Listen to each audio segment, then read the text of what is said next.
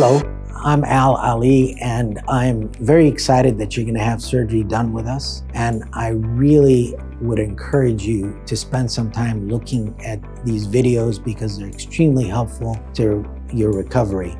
It's an exciting time for you, and we're excited, and we're here to help you. And I think these videos will help get you there. What we're going to talk about now is what your experience will be like around your arm reduction or brachioplasty surgery. It's normal to be nervous anytime you have surgery, so don't be concerned. You wouldn't be normal if you didn't have some level of nervousness, so it's okay. I'll first start out by telling you that we will give you a set of prescriptions, and I write them on the day that you come in for your preoperative visit, and they will go to the pharmacy that's on your medical records. And I would really prefer that you pick them up before you come to surgery. So on the day that we see you, please pick them up, because after surgery, it's very uncomfortable and inconvenient for you as you're driving home to pick them up, or your loved ones picking them up for you. So it's best to just get them up front. So please do that. I will mark you in clinic 1 or 2 days prior to surgery, and that can take anywhere from 30 to 45 minutes. I use those markings to plan surgery and as well as use them in surgery. So we photograph them after we mark you. So expect that. It's very important to us. The day of surgery, I will see you before surgery. I will say hello. I'll check your markings. I'll give you an opportunity to answer any questions that you still may have. After that, the nursing staff will get you ready for surgery. Anesthesia will come in. They will say hello. They will also have you sign a consent for their part of the surgery. And then one of my residents or trainees will come in and have you sign a separate consent, separate from the one that you sign in clinic. After that, you'll be taken to the operating room. Most people don't remember much after that because the drugs that the anesthesiologists give you kind of make you forget about what happened. And the first thing you'll remember is you'll wake up in the recovery room. Most people are still pretty groggy when they wake up, so you may not remember a lot of it, but you may remember some of it. You'll notice that your arms are going to be on a couple of pillows on each side, and that's what we'll talk about in a little bit later about how to keep your arms after surgery. Recovery usually takes a couple of hours. Some people wake up a little bit quicker, some people wake up a little bit slower. But the nurses have criteria to send you home, and when those criteria are reached, then they can go ahead and send you home. But before then, they'll keep you there. It's very unusual, unless you're having the arm surgery done with other surgeries, to have a catheter in your bladder. That catheter is put in while you're asleep. If you've had something much bigger, like an upper body lift, the catheter will probably stay in at least till the evening, or if not, the next morning. But if you're going home, you most likely will not have a catheter in your bladder, so you don't have to worry about that. Everything that we operate on, or every area that we operate on, we inject with a local anesthetic that lasts from 48 to 72 hours. And I'm going to discuss that a little bit later when we talk about your prescriptions, but that medicine we give you in the operating room, and it's really our main mode of reducing your pain. Since we started using this medication, it's really changed the nature of surgery for us. Patients are just much more comfortable. Hopefully, you're going to have a typical experience with this medication that we inject and have enough reduced pain that it's really quite tolerable and makes it a much more pleasant experience than before we started using this medication. The diet that you will have after surgery, especially if you've only had arm surgery, you're going to go home, and the nurses will start you on ice chips. Sometimes people advance a little bit quicker. Sometimes if they're still not feeling too good, that's about probably where you get to by the time you go home. But when you go home, we would prefer that you don't eat anything major in nature. So we'd like you to eat jellos, soups, very light pastas. Remember, it's always better to throw up those things than pizza or steak. So for 24 hours, please don't eat anything major, very light foods. And then after that, you can advance your diet appropriately. Your incisions will be covered by glue, and we don't use any external stitches. That glue will cover the incision. The only thing external will have is a few metal clips in the armpit. The reason we put those few metal clips on, which we take out a couple weeks later, is that's the area that's most likely to open up after surgery, and we want to protect it for those couple weeks. Your arms, as I said, will have glue on them, but you may leak some fluid for about 72 hours. Don't be concerned about that. Just make sure that, if you're putting your arms on pillows, that you protect the pillows, and you don't want to ruin any nice material that you put on those. We don't use drains on this surgery or any other surgery, but we use internal suturing, so we don't have to use drains. And as we'll talk about when we talk about the prescriptions, we also give you something to reduce fluid so you don't accumulate fluid in the areas that we operate on. It's very important that you get up and walk when you get home once you're awake and alert completely. The worst possible complication after this surgery is blood clots that can start in your calves, and then they can migrate into your lungs, and that's life-threatening. So the best way we know how to reduce that is to get up and walk. So the night of surgery, you have to do that at least once. Now, if you feel great, get up and walk a lot more, but at least once. The next day after surgery, we expect you to get up a minimum of 6 times, 10 minutes each, and we don't want you in bed. The only time you go to bed is if you're taking a nap or you're going to bed at night. The rest of the time, you're either walking around or you're sitting in a chair. Very, very important from a safety standpoint. What are you going to do with your arms after surgery? As I said, when you wake up, your arms will be on a couple of pillows. What we want you to do is we want you to keep your arms at heart level or slightly above. So your heart is right here. You want to be up to here in neutral position. What does that mean? This is not neutral. This is not neutral, especially this. This will cause a tourniquet effect and you'll get swelling in your hands and your forearm. So neutral is just a natural curve of your elbow, again, above the level of your heart, whatever position you're in. Now, while you're in a chair or while you're in bed, that's easy. You just put in 2 or 3 pillows underneath and you get them up, that's easy. Just don't put the pillows into the armpit because that can block the armpit. So just kind of keep them low here. The difficulty is, what do you do when you're walking around? I tell you, the cheapest way that I learned from a patient is to go to Home Depot, get a couple of sticks and put little rubber stoppers at the bottom, stand up before surgery, mark the level that you need to be at, and then walk around with them. That will keep you there. It's very cheap. It's very easy to do. So I would highly recommend that you do that. Now, you don't have to do that. You can just kind of hold your arm up, but it's a little bit harder to do that. Now, the only exception for this neutral position where you can bend your arms is going to the bathroom or eating. Now, those are not extended periods of time, so you can transiently just move your arms, but the rest of the time they should be up. And we want you to be in that position for a couple weeks. Then when you come back and see me, we'll decide when you can put your arms down and advance to, doing different things, but that's a minimum of about 2 weeks of doing that. If we do a brachioplasty alone, arms alone, I don't usually have you wear any garments. You're just only up here, and that's all it is. Now, if we've done it with something else, like an upper body lift where we do the chest, breast, or the back, we will most likely have you in something like a vest, and that will be immediately after surgery. Sometimes, even if you're just having a brachioplasty or arm reduction alone, we will, at about 2 weeks, I'll maybe have you get in a garment.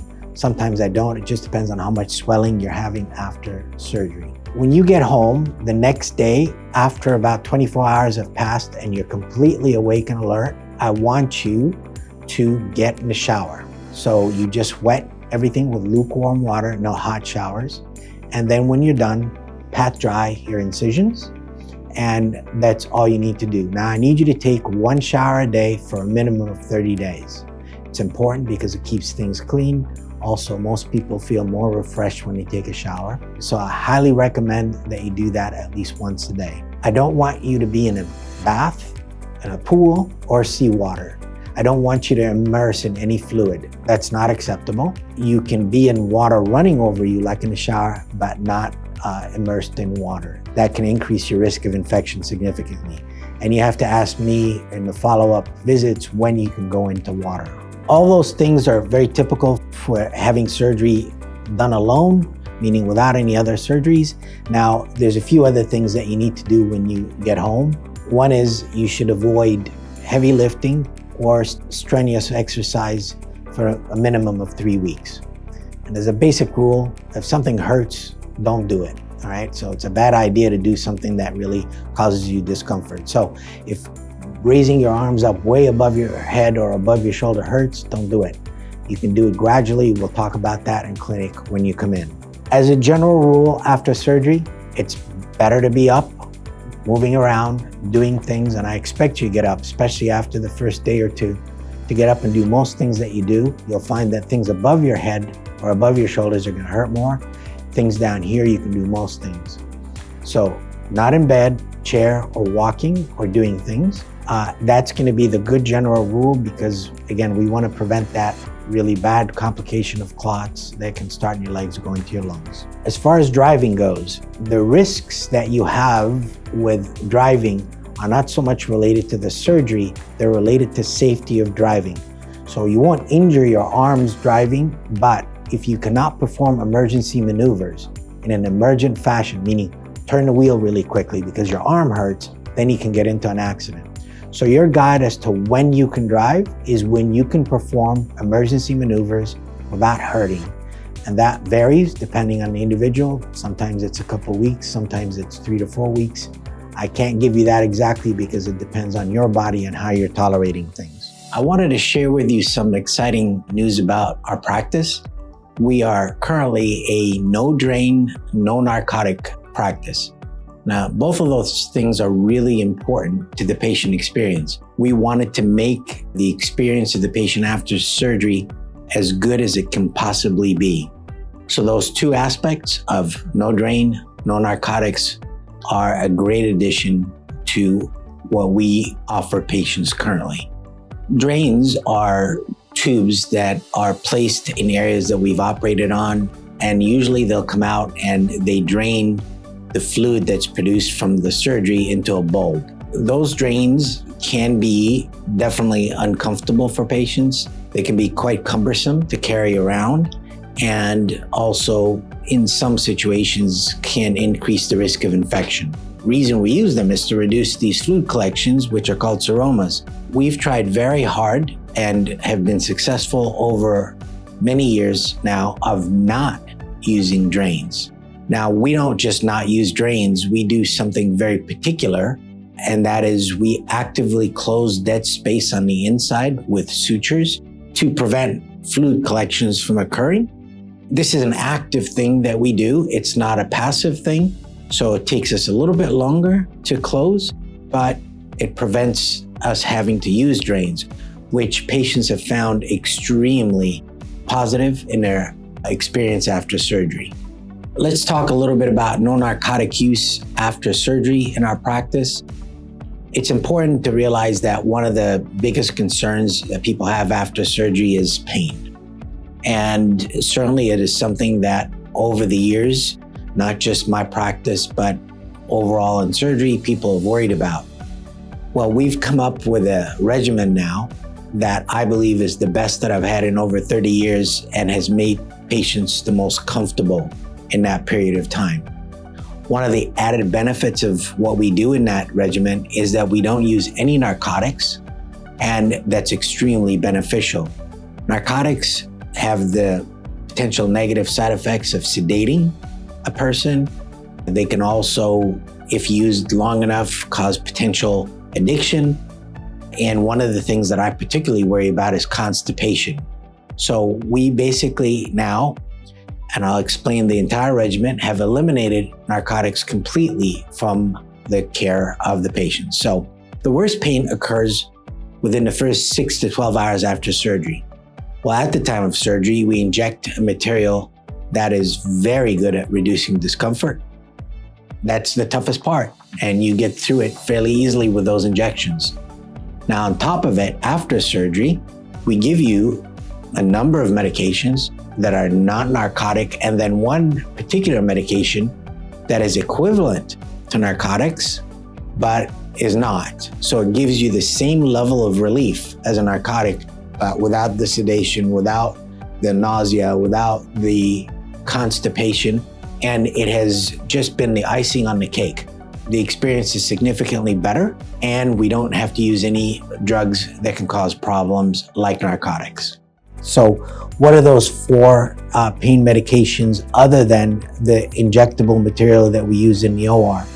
First, we use high-dose Tylenol. Second, we use gabapentin, which is a direct nerve pain reliever. And then the one before last is we use Celebrex. Celebrex is very much like Motrin, but it's a longer lasting medication. And I know some bariatric surgeons don't like you to be on that drug or that class of drugs, but we've had some pretty good success as long as it's a short period of time while you're recovering from surgery. The last medication that is a non-narcotic is a steroid that we use. Now, this steroid is a pack of 6 days of steroids. You start out with 6 pills, then the next day it's 5, 4, 3, 2, so you decrease each day. The way steroids work is they reduce inflammation and they also reduce swelling, which is an indirect painkiller.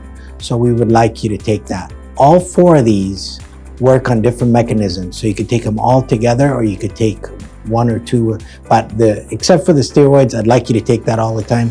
The other 3 you can alternate or not use them or use them as needed. Now, if you do anything else that helps you move your bowels, please do that.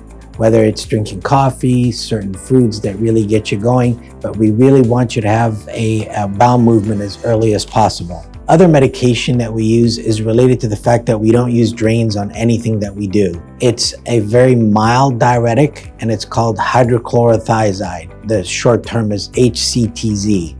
It's a very low dose of this medication and it gets rid of fluid from your body. A lot of the pharmacies will ask you if you have hypertension because it's usually used for high blood pressure. It's not being used for that in this particular situation. It's just to reduce fluid from your body. People tell you to drink a lot, very large amounts of fluid after surgery. We really don't want you to do that because what happens after surgery is all that fluid will go into the area that we operated on. It can cause fluid collections, which are called seromas. So we want you to drink, stay hydrated, but only enough so your mouth is not dry. And this medication will be the one that you'll be using the longest. It's for 30 days after surgery. The last medication that we will give you is something that helps you reduce nausea. It's called Zofran, and you only take it if you're having trouble with nausea. Again, all of these things are going to be at the pharmacy, and please pick them up as soon as you can prior to surgery. The patient information sheet, which you probably already have, we will give you again in the preoperative period, and it really has pretty much all the information that's included here in this video, but we just want you to have it in written form. You can refer to it, and it's a very good source of information for you. If there are questions that are not answered, please don't hesitate to contact our office.